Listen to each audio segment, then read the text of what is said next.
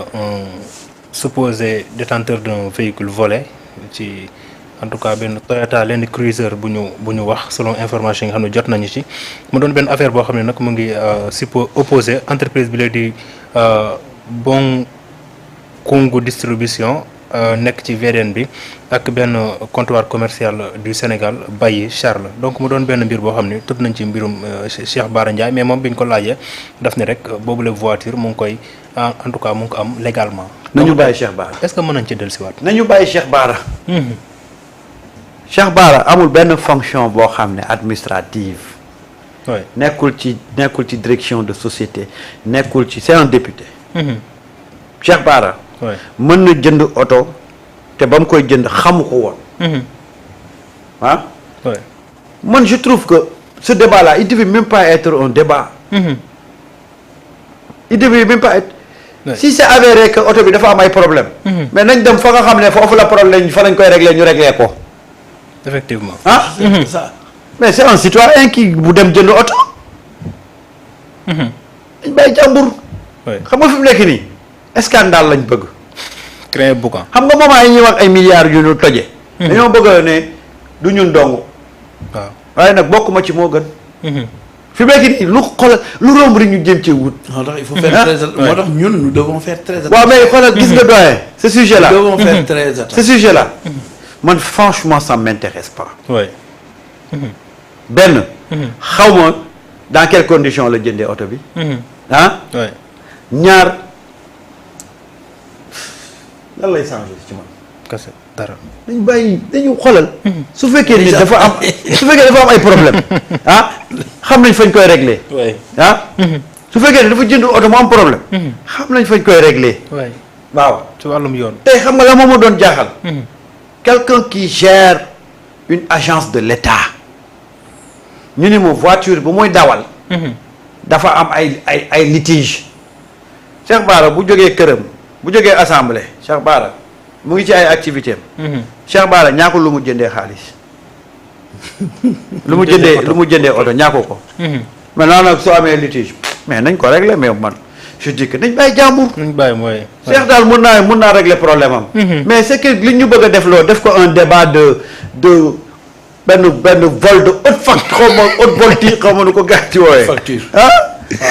en tout cas. oui donc c'est compliqué ci tout mbir cas, yu mel nii la ñuy jaaree. en tout cas il ne faut pas. oui. pour man. d'après ma position il faut pas donner sujet à débattre ci ay détails yu mel noonu. moi je crois que les gens ont critiqué d'abord les voitures de 50 millions. oui.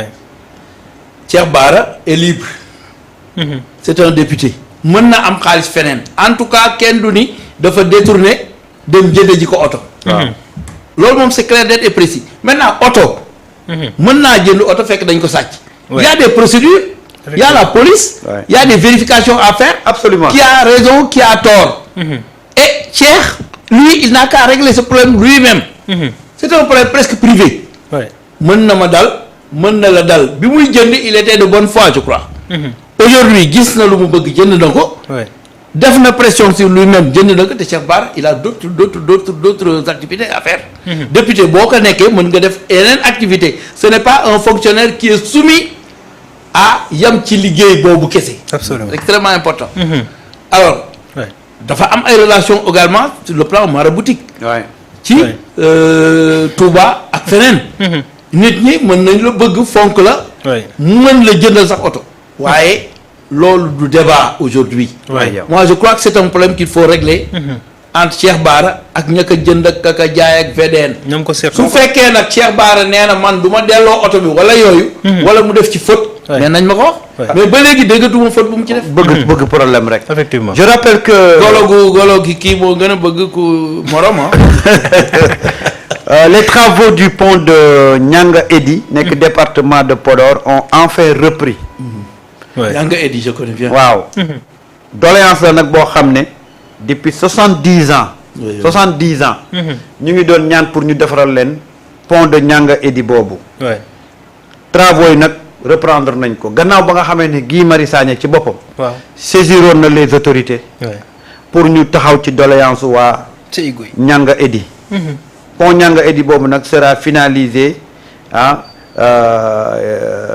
bientôt ñu fàttale ne nag depuis 2024 bi ñi nga xam ne ñoom ñooy nouvelle autorité yi ñëwee. ñoom ñu ngi commencé woon nag pour régler cette question yooyu. Travaux yi reprendre nañ nag. alhamdulilah muy pont bu Nianga Edy nekk dans le département de Podor. depuis 70 ans. ñu dëkkee foofu ñu ngi doon jooy loolu. enfin les travaux ont repris. macha allah pont Medina Ndiaye bi Bakar daan defee campagne. alors au Fouta il existe plusieurs ponts comme ça. ñu nga xam ni dañ leen laissé woon en rade. léegi pendant les tournées Ousmane Sonko a fait tous ces constats là. pendant la campagne électorale am na lu bëri lu ñu diggee loolu ñu diggee nag. ñu ngi koy matérialiser. ci lañ nekk xam nga ni lu nga xam ni 70 ans derrière. les gens réclamaient ñaata jigéen ñoo fa bëgg wasin du ñu mën a dem parce que pont bi ci la ñu war a jaare ak yu mel noonu. absolument nga xam ni gaal la ñu jël xaaju guddi ak yooyu. yooyu dafa bari Fouta.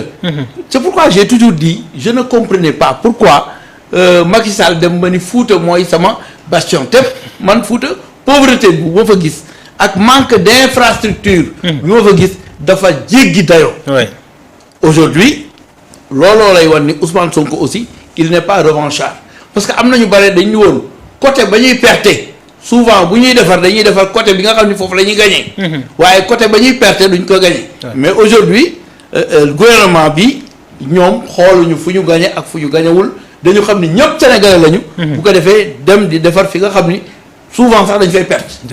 parce que Fouta moom mooy li mujj ñëw ci ñu gagné maa ngi nuyu en passant waa Fanay Jéeri Fanay Waalo mais di nuyu aussi Malick Diallo le DRH de la.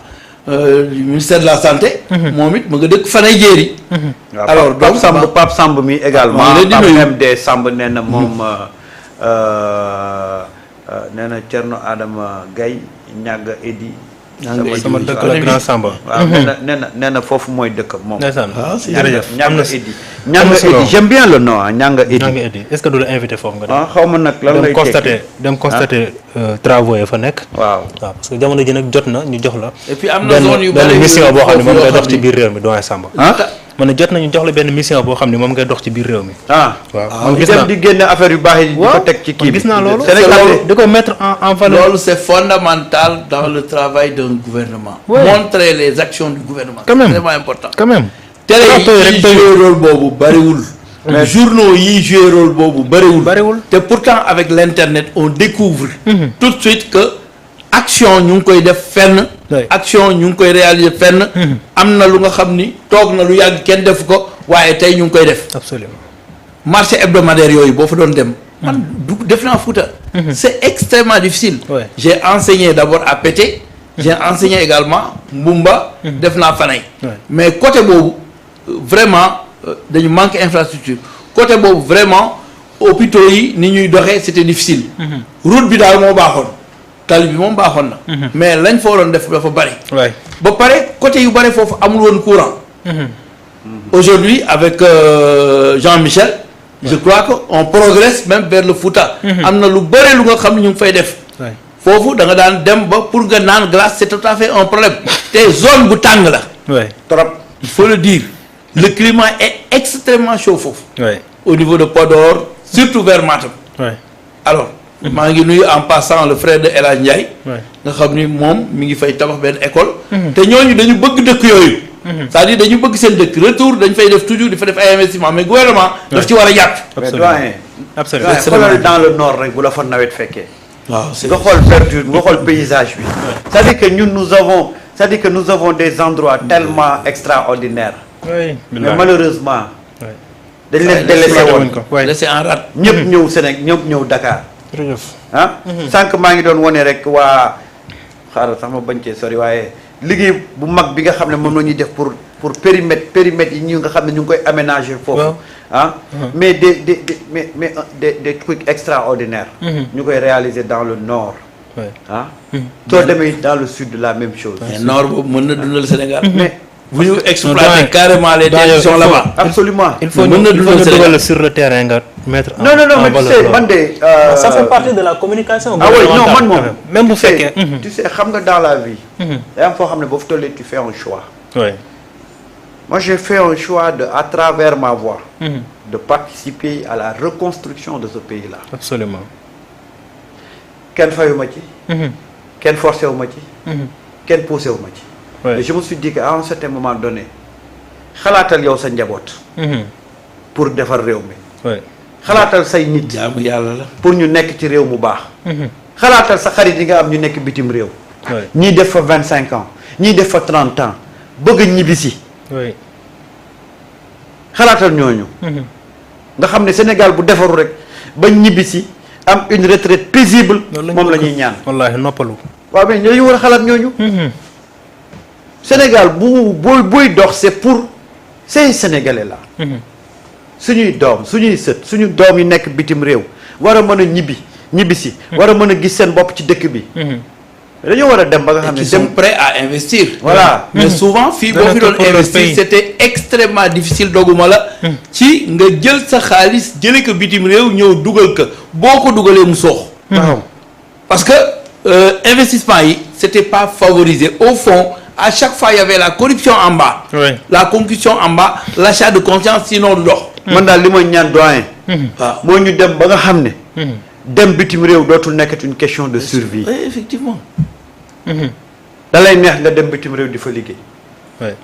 mu neex la nga liggéey ba pare ñibbi si continuer fi. Absolument. mën a investir fii. mën a investir. Ouais, c'est ça. man loolu mooy sama combat. am na solo doyen. chaque jour que ma dégg ne bateau départ na. damay am échec ci suma xol bi. Ouais. damay am lu ma métti. te damay comprendre ñu ngi def loolu donte digaluma leen ko. jom mooy tukki. waaye ñaan naa yàlla ba nga xam ne danañu fekk le jeune sénégalais là. ñu ne ko saa yi ndax bëggoo dem bitim réew mu ne lan laa fay wuti. Absolument. parce que boo demee bitim réew doyen da ngay xool ni tubaab bi li leen développé yi fii la jóge. fii la jóge. Ouais. te liggéey rek la. te liggéey la rek. Kese. ñu jël suñuy matière première gëm ko rek. yóbbu ko fële. di ko utiliser ba defar seen dëkk ñun ñu dem fa ñun ñuy def di ñu utiliser ñu fay liggéey. te yow bu wóor la ne yow ñii li ñuy def nii fii lañ ko jël. sa dëkk la jóge. waaw duñ ko defar fii nit ñi ñib si. wallaahi doy na waar loolu. man de gis nga wax buñ dëgg ko- fa yàlla bés bu ma te am na toogee. société buñ ko bari yu toppee. nekk foofu yoo nga xam ne ils sont prêts à venir valoriser nos terres à nous. Absolument. loolu yëpp système la ak nan ngay liggéey ak ñoom. waaw. loo xam wax ni dëgg fa Sénégal yàlla. da ciy gis boppam carrément. te y a de Absolument. jeunes entrepreneurs C'est yu possible. nekk fii.